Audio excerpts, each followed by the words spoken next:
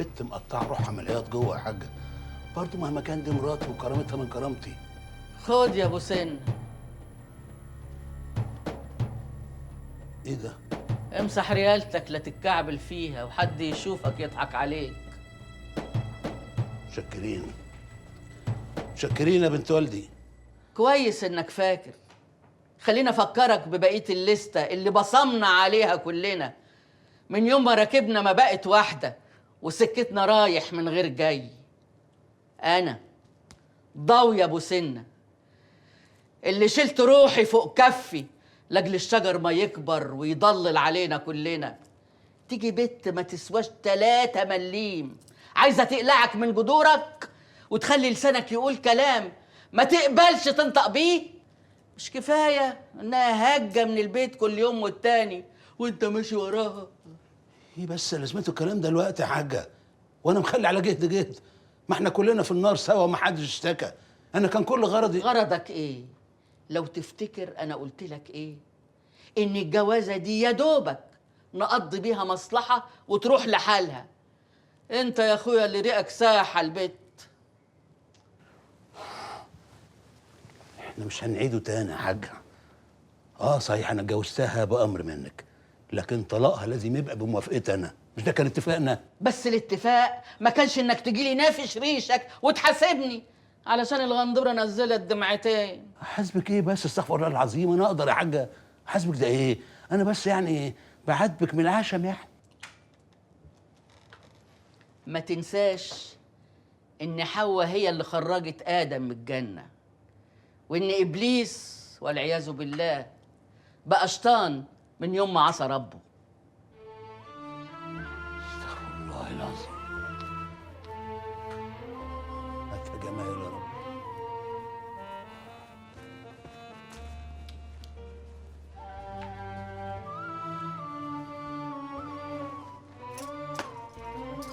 خايب، راجل خايب وعرة الرجالة. عايزة تديك منديل علشان تمسح ريالتك فيه. يا خايب خايب، ما يديها في دماغها، اديها في اسنانها اللي الموت خايف يقرب منها دي. خايب وني، مش عارفة لما يجي ده انا اقول له ايه ده؟ اقول له ايه ده؟ وانت مال اهلك انت مالك اتجنن ولا تهبل؟ انت مالك؟ لا يا حبيبتي، أنا هنا مش لوحدي، معايا شلة عفاريت. تحب أطلعهم لك وأوريهم لك لما بيطلعوا بيعملوا إيه؟ خلاص يبقى ابعدي عني علشان ما أوريكيش الجيران على أصول. والله العظيم أنا مجنونة، مش كده؟ طب بما إني مجنونة رسمي ومعايا شهادة معاملة أطفال، تعالي لي يا بتاعة الهبة هبة أما أوريكي الجنون على أصوله. تعالي لي، ده أنا مش طايقاكي. تعالي لي، مش أنت بتحبي كده أهو؟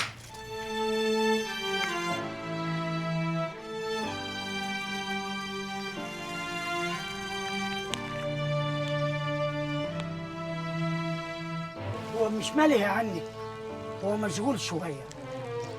ملهي ولا مشغول يا عم محمد مش فارقة، في الحالتين هو مش موجود. سيبك، أنا أصلاً زهقت من الكلام معاه، مبقاش في كلام جديد نقوله. فاكرة زمان لما كنت بتمشي ورايا وأنا بسقي الزرع، وكنت أنت تشد الخرطوم مني عايزة تسقي الزرع؟ فاكرة كنا كل يوم أنا وأنت نختار الورد لماما.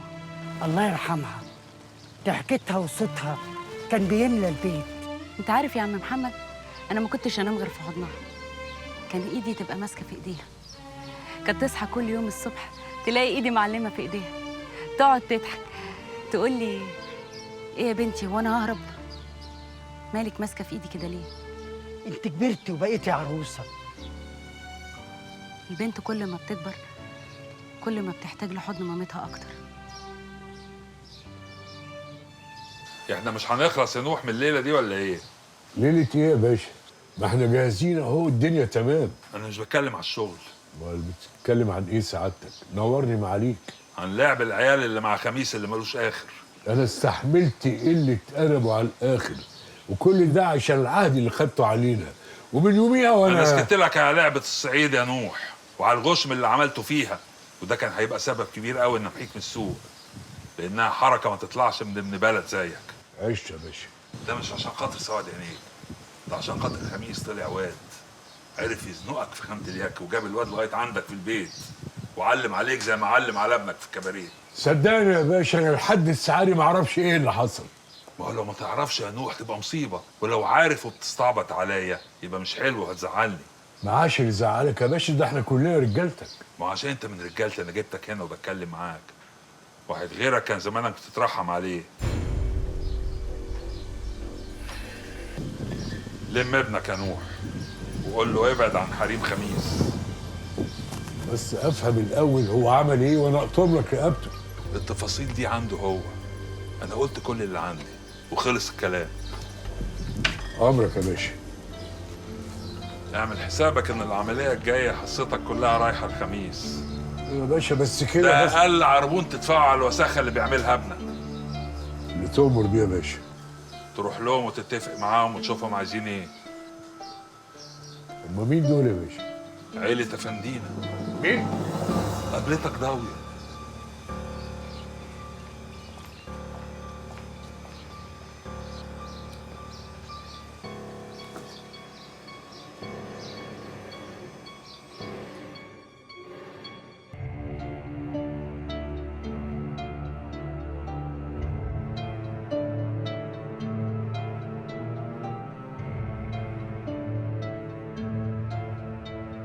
النوح ممكن يبيع نفسه علشان ما ترجعش السوق تاني، فبلاش لعب العيال علشان ما ينولش مراده. عيال ايه يا حاج؟ مش فاهم تقصد ايه؟ اللعبة اللي بتلعبها انت وابنه مش هتجيب فايدة. براء النوح عايز يرد لي القلم. هما بيشغلوك عن السوق بكلام فارغ. خميس، احنا في عرض رجعتك في السوق، ما تتكلم يا ابو سيدنا، ساكت ليه؟ معاه حق ابو جمعه. النوح رمي لك ابنه في سكتك علشان يكعبلك فيه لحد ما يلاقي لك خر يدخل لك منه. صبح.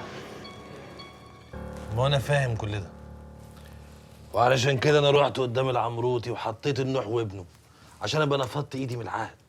وبكده انا بحكيت له كل وسخاتهم معايا من ساعه ما خرجت من السجن وزنقتهم معاه. ده عين العقل يا ابن بطني، وبكده تبقى شديت عودك وصلبت طولك ورميت عظمك. واذا حب النوح ياكلك في السوق اتحشر له في الزور، والعمروتي هيخلصك منه. هو العمروتي قال لك ايه بالظبط؟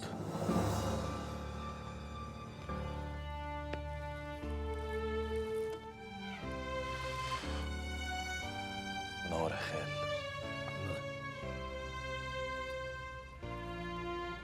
يتوب علينا ربنا.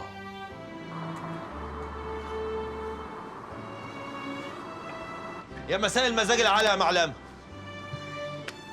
خير يا حاج، جايبني على ملا وشي ليه؟ مصايبك اللي ما بتخلصش وملحقاني في كل حته ومخلياني اقاطل ده واسمع من ده، وكل ده ليه؟ عشان عقل سعادتك في رجليك. في كل سكه مصيبه، وفي كل حته كارثه، وفي كل طلعه بلوه بتيجي على دماغ اهلي انا. جرالك ايه يا حاج؟ في ايه؟ ايه لازمته الموشح ده كله؟ مصلحه الطياري، المصلحه اللي عالضيقه اللي اشتغلتني بيها. مصلحة ايه دي؟ انا مش فاهم حاجه. انت واد زباله، واد غبي واهطل، وما انتش فاهم حاجه في دنيتك، وبسبب عمليتك السودة دي هتجبرني اروح لحد افندينا في بيته واطلب منه السماح. اوعى تعمل كده يا حاج، اوعى تعمل كده. وانت خليتني حل تاني. انت لو عملت كده يا حاج انا هقتله وهقتلك وهقتل نفسي معاكم. فبيحصلت يا فندم.